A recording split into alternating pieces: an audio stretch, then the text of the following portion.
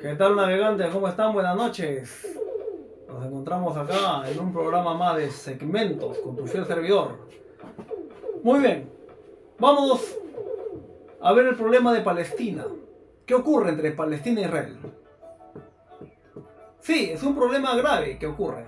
Pero ¿de dónde viene este problema? Este problema viene de muchos años atrás, viene de miles de años.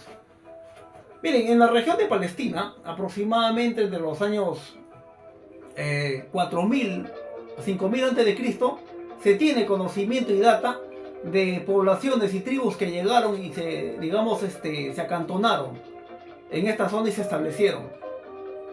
Hay datos arqueológicos de 2000 años antes de Cristo en donde se encontraron tribus semíticas y fenicios. Pero el que documenta, el que registra todos estos, a estos pueblos de forma real, el que deja escrito es el faraón Ramsés III. Ramsés III en sus documentos, en sus jeroglíficos, en sus tallados en piedra, en granito que deja en el templo del Karnak. Ahí describe cómo venían las hordas del norte, las hordas, del mar del norte. Venían ejércitos bárbaros, ejércitos vandálicos, más o menos como los vikingos, como lo que usted se acuerda. ¿Usted se acuerda de los vikingos? ¿Se acuerda de las narraciones del famoso Harald, el de cabello hermoso? Ragnar Lothbrok. Hay una serie en Netflix. Hay una serie de los vikingos, cómo ellos llegan. Los vikingos iban a tierras prósperas en Inglaterra, en Francia, y saqueaban, devastaban, se llevaban el oro, mujeres, esclavos, ¿no es cierto? Hacían una serie de atrocidades. Los hijos de Ragnar, el famoso Bohur, Haldaf, Ragnar. También otra serie de, sucesos, digamos, vandálicos, ¿no? A veces apreciamos un poco, la osadía de estos señores. Pero bueno, más o menos así eran los pueblos del norte que llegaban a invadir África del Norte, que llegaban a invadir el territorio de Palestina. Pero el Ramsés III, él combate contra estas, tribus del norte que venían en embarcaciones. ¿De dónde venían? Venían de algunas costas europeas, de España, de Cerdeña, venían de Italia, otros venían también de un poco más allá, de Austria, de Alemania, bárbaros que hacían la especie o la veces de como que de piratas y corsarios y se juntaban para ir a buscar tierras nuevas, tierras prósperas en busca de, beneficios, en busca de encontrar una nueva tierra, nuevas riquezas. Entonces llegan los años del año 1184 donde Ramsés III describe y narra todas estas epopeyas.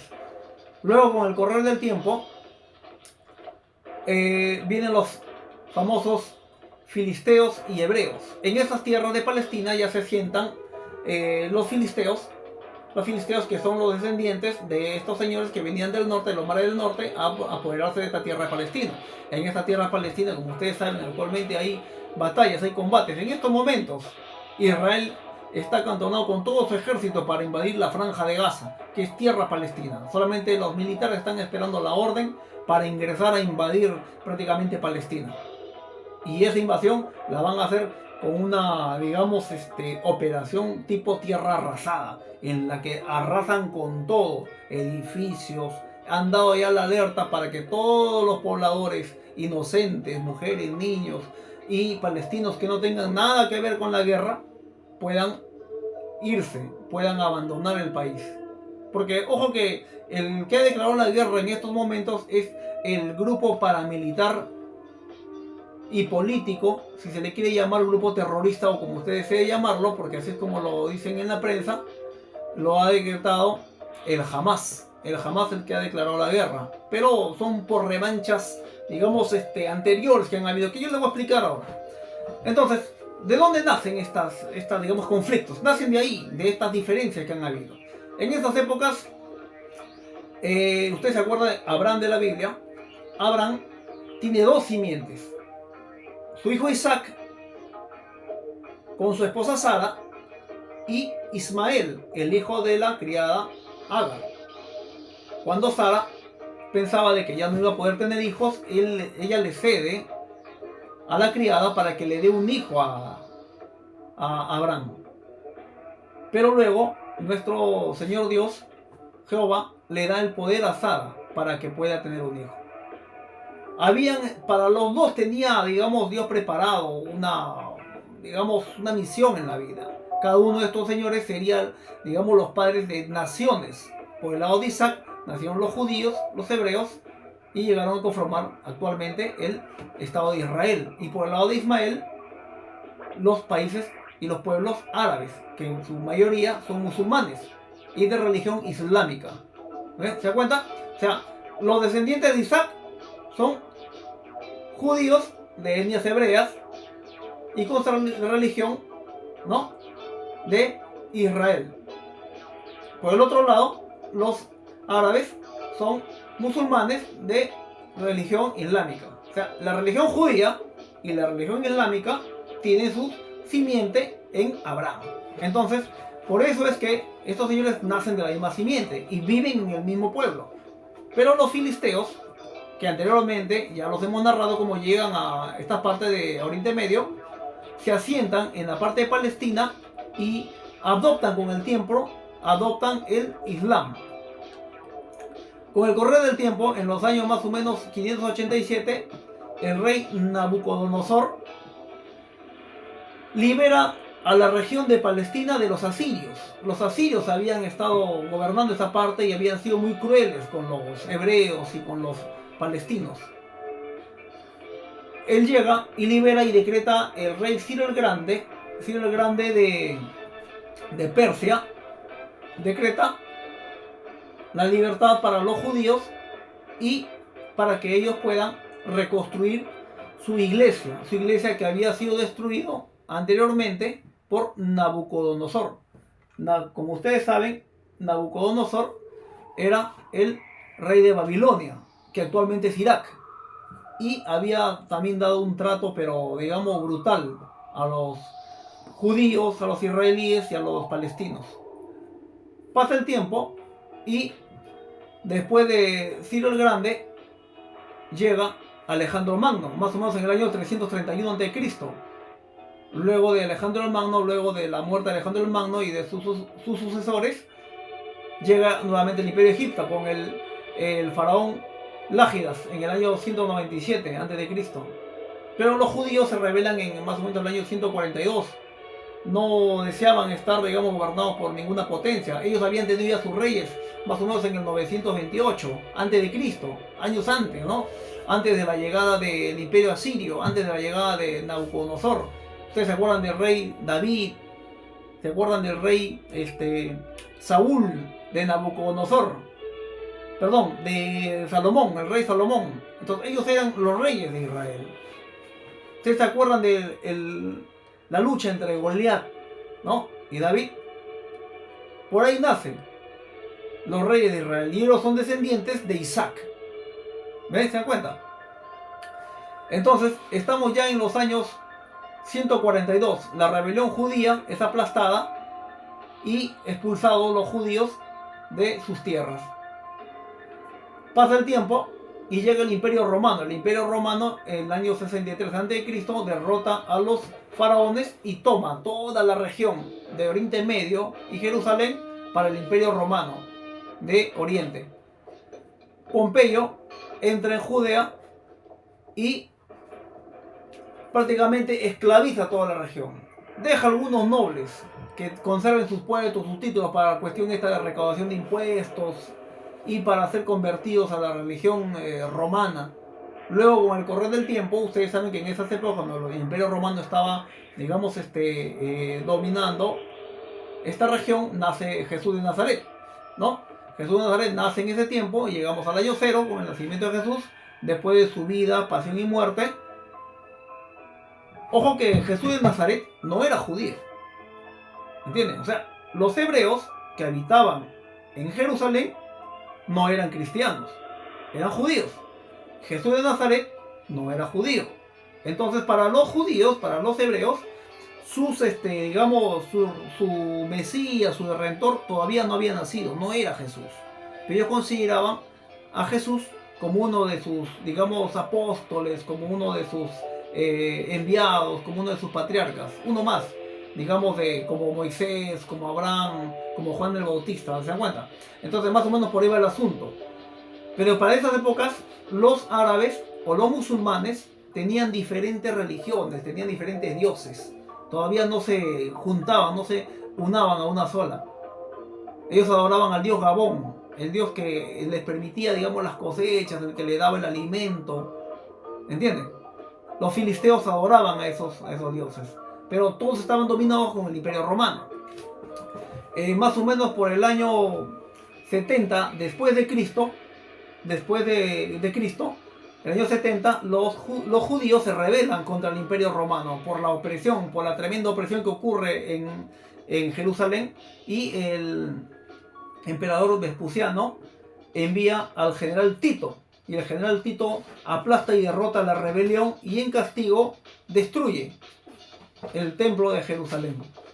Destruye el templo de los judíos y solamente deja un gran muro para que los judíos se acuerden de que sus rebeliones causaron la destrucción de su templo, donde ellos iban a orar, iban a adorar a su Dios, donde iban a pedirle, ¿no?, la protección. Para los judíos era un castigo que les había dado Dios, permitir que el Imperio Romano los haya conquistado y los haya derrotado por segunda vez. Entonces ese muro, que digamos era el muro perimétrico del templo de Jerusalén, que fue construido por Ciro el Grande, porque el primer templo que lo construyó Salomón lo destruyó Nabucodonosor, ¿entienden? Luego de Nabucodonosor, del rey de Babilonia, llega Ciro el Grande, el rey de Persia, que es tatarabuelo de Jerjes. ¿Se acuerdan ustedes de la película Termópilas, los 300? Entonces, por ahí está el asunto. Era digamos, su tatarabuelo. El rey Ciro el Grande les permite construir y reconstruir su templo sagrado. Y su templo sagrado, ¿no?, más o menos 600, 700 años después, es destruido por el general Tito, por la rebelión de los judíos. ¿Se dan cuenta? Entonces, ahí hay un asunto en la que los judíos han sido, digamos, a través del tiempo, masacrados, aplastados, han sido, digamos, derrotados, pero ellos nunca han perdido su identidad, ¿eh? Ellos jamás perdieron su identidad, siempre han sido judíos y judíos, hasta el día de hoy. Luego, con el correr del tiempo, siguen pasando los años y más o menos llegamos al año 395, en donde se divide el Imperio Romano en Occidente y Oriente. El Imperio Romano de Oriente dura hasta el año 636, pero en ese tiempo, en el 570 después de Cristo, antes de que, digamos, de que termine el Imperio Romano de Oriente, nace Mahoma. En esta región de Palestina ya vivían hebreos, vivían filisteos, vivían musulmanes, pero no se unían los musulmanes. Los judíos sí tenían su identidad bien definida y eran judíos. También estaban los cristianos. Ojo, que acá también había varias etnias, pero no estamos hablando de los cristianos, ahora estamos hablando de los judíos y de los palestinos, porque queremos entender la guerra que ocurre ahora. Entonces, para esas épocas, Mahoma en 570 después de Cristo logra unir a todos los pueblos musulmanes en una sola religión, en el Islam. Mahoma es como, digamos, el Jesucristo, el Redentor, el Mesías de los árabes. Él, ojo, que fue visitado por el arcángel Gabriel para darle la misión de juntar a los pueblos árabes. Ese también es un tema muy interesante, digamos, tema de otro video que podríamos hacer más adelante para esquematizar cómo es la religión del Islam, ¿no? Porque es interesante también. ¿Y qué pasa con Mahoma? Que Mahoma llega a Jerusalén en una de sus cruzadas, en una de sus misiones, luego de unas guerras que tiene con otros imperios, otros reinos.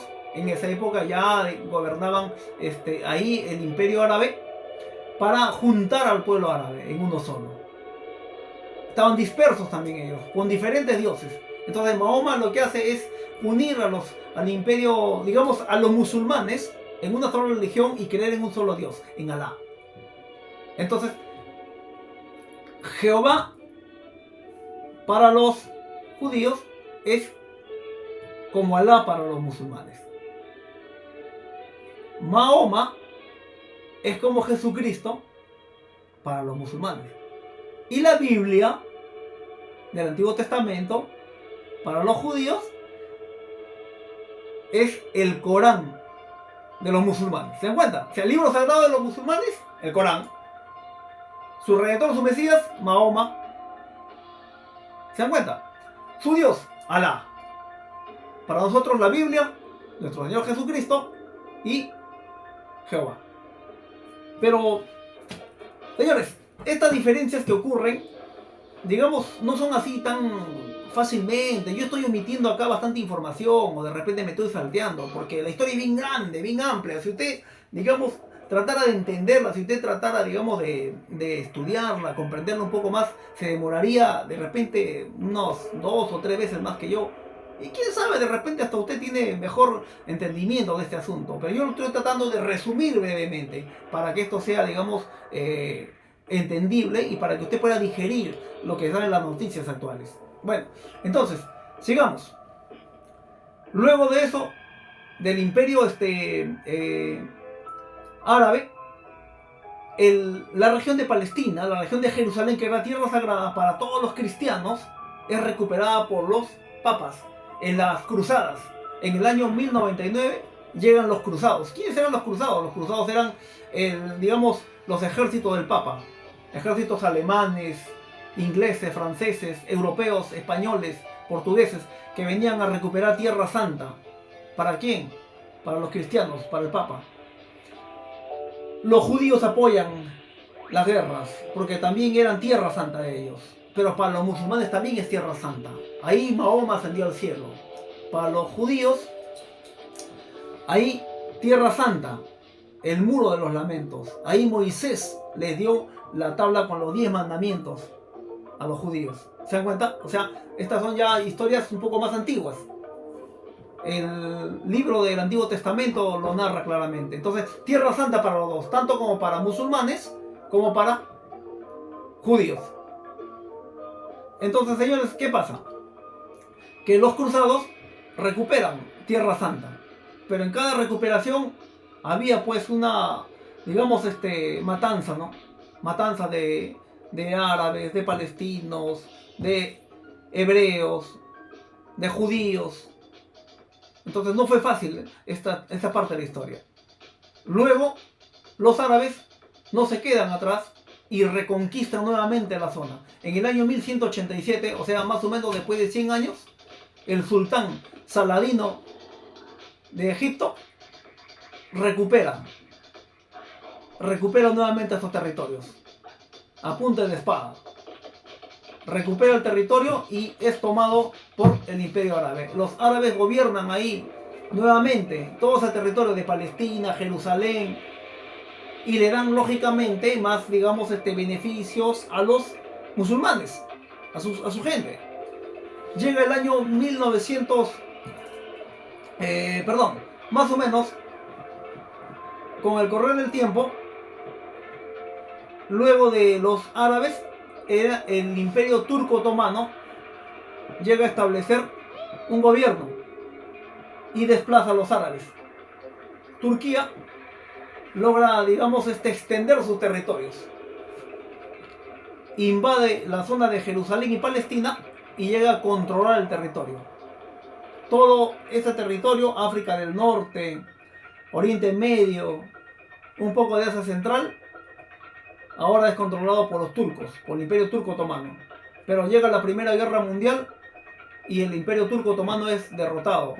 En la Primera Guerra Mundial usted recuerda que los imperios centrales se enfrentan a los aliados. Los imperios centrales, el Imperio Austrohúngaro, el Imperio Turco Otomano y el Imperio Alemán, contra Francia, contra Inglaterra, contra Rusia y otros aliados más, ¿no? Entonces, el Imperio Turco Otomano es derrotado y es expulsado de estas tierras. Los judíos que habían estado dispersos por el mundo, por las sucesivas guerras que habían pasado, que habían salido a Europa, a América y otros países, regresan nuevamente a su tierra. Claro, no todos regresan, digamos, para ver en su país y poder establecerse. Querían un estado judío. Luego, con la Segunda Guerra Mundial, el pueblo judío ha aumentado, están dispersos por el mundo, pero siempre quieren regresar a Tierra Santa. Pero también están ahí los palestinos, los árabes. Luego de la Segunda Guerra Mundial, del Holocausto nazi, la ONU les da la potestad de tener una nación. Declara en 1948, después de la Segunda Guerra Mundial, declara un Estado árabe y un Estado judío. Y prácticamente los judíos lo aceptan, pero los árabes no lo aceptan. Los musulmanes no aceptan que, digamos, dentro de su territorio de ellos, les hayan creado una nación reconocida por todos los países del mundo, y a ellos no, porque a ellos no lo reconocieron como un estado parcialmente, digamos, establecido. En cambio a Israel sí lo reconocen todos los estados. Entonces por ahí comienzan nuevamente problemas y se declara otra guerra. En 1948 Egipto, Jordania, Irak, Siria declaran la guerra a Israel. ¿Por qué? El motivo: por la creación del Estado de Israel, ¿no? Siria, Egipto, Líbano, Jordania e Irak. Y son derrotados en la guerra de 1948. Al ser derrotados del territorio que le había asignado la ONU a Israel, Israel se expande. Se expande Israel, pero continúan todavía, digamos, ataques de baja intensidad, por ahí algunos actos de terrorismo, atentados, también a nivel mundial. Luego, en 1967, los países que habían sido derrotados en esta guerra nuevamente entran en combate contra el Estado de Israel. Egipto, Siria y Jordania le declaran la guerra a Israel, una guerra que dura 6 días.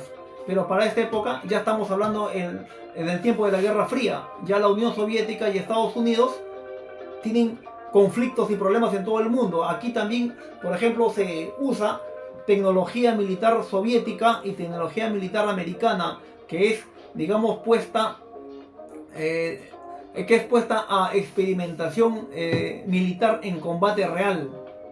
Ocurre prácticamente, digamos, un empate técnico en los primeros días, pero luego el Estado de Israel se impone y logra derrotar a estos países y aumenta su capacidad territorial. Pero también cuando Israel se expandía, hay denuncias contra, digamos,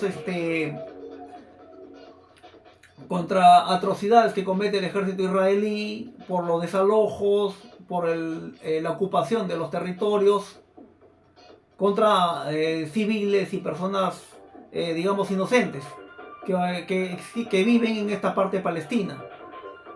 Se expande Israel y llegamos al año 1973.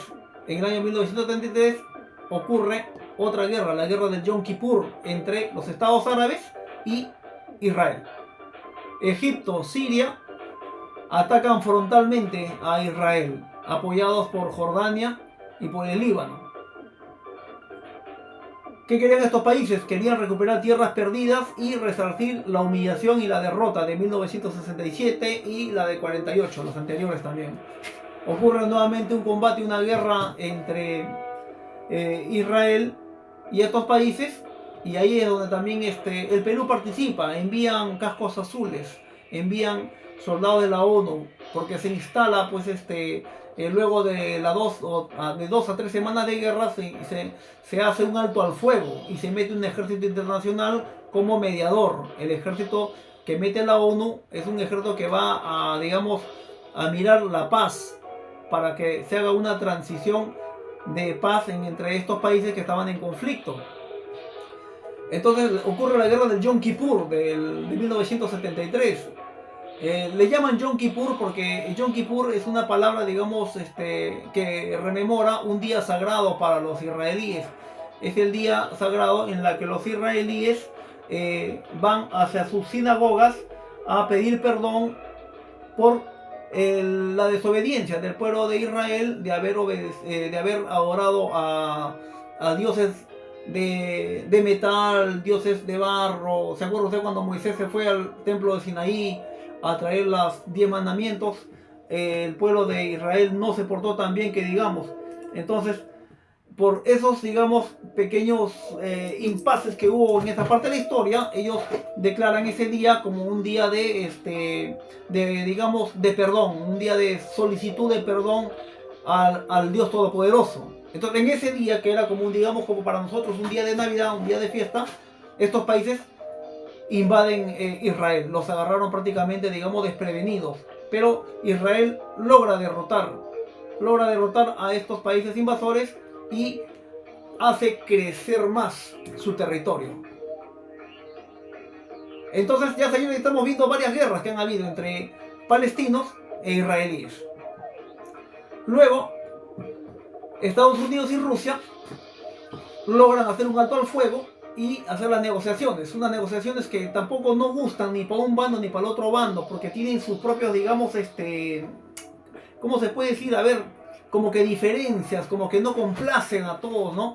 Porque es así, a veces no le puedes dar, digamos, a todos los hijos lo que desean, porque el otro va a reclamar, va a pedir más.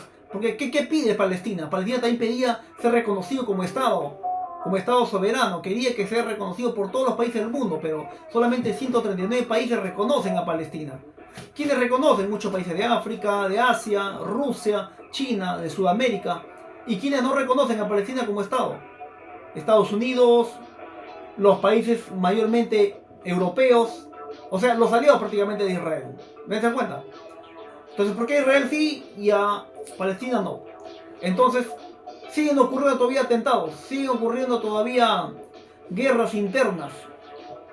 Pero después de esa guerra de 1973, al año siguiente nomás, los países árabes, siendo de repente sintiéndose humillados, derrotados, decretan un embargo del petróleo. Porque ellos controlaban el petróleo ya para esa época. Ojo que en esa época ya los aviones, los barcos, los autos que existían en gran parte del mundo, todos se movían con petróleo. Derivado del petróleo, la gasolina, ¿no es cierto? Había un montón de industrias, como por ejemplo de los plásticos, que todos eran derivados del petróleo. Entonces una gran industria se había, digamos, armado detrás del petróleo. ¿Y el petróleo de dónde venía? En su mayor proporción venía de tierras árabes. Se formó la OPEP. La OPEP nace en 1962, que son la Organización de Países Exportadores de Petróleo. En su gran mayoría son países árabes. Arabia Saudita, Irak, Emiratos Árabes Unidos, Kuwait, Irán, que tienen la mayor reserva del mundo. La mayor reserva del mundo, el 81% de la reserva del mundo la tienen estos países. Miren ustedes, ¿cuánto produce el primer productor de petróleo?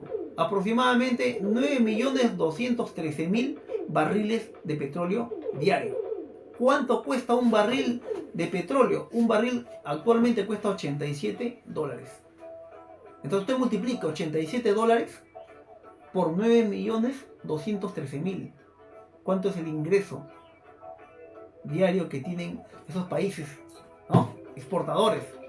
El segundo productor de petróleo, Irak, 3.996.800 barriles de petróleo diario. Irán, 1.985.300 barriles de petróleo diario. ¿Y cuánto produce Perú? Nuestro país.